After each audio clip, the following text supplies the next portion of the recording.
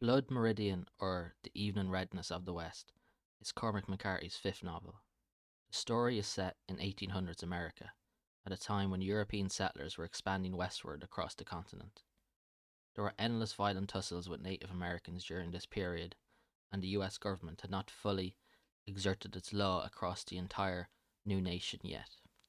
This is the backdrop for the Kid, Judge Holden, and the Glanton gang as they make their living in these lawless and yet opportune times.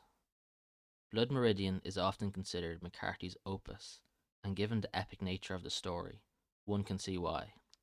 There are no clear good and bad characters, no clear moral to the story, and for most of the novel, no clear direction that the story is heading in.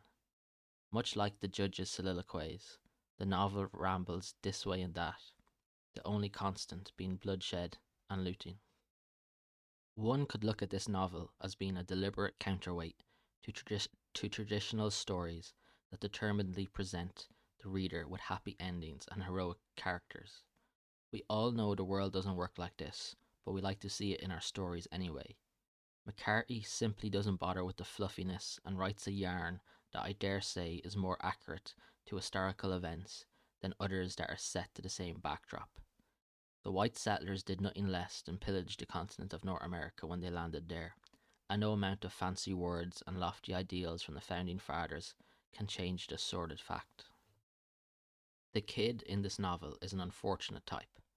He more or less got born into a savage environment and quickly had to become a savage in order to not perish. But there are hints that he possesses something of a conscience, although he is clever enough not to allow this conscience to grow too far to the point that would be to his own detriment. But perhaps in the end his conscience got the better of him, and when he antagonizes the judge at the end of the story, that is the end of the kid. In this type of world, there is a lot to be said for keeping your mouth shut and kowtowing to whoever is most powerful.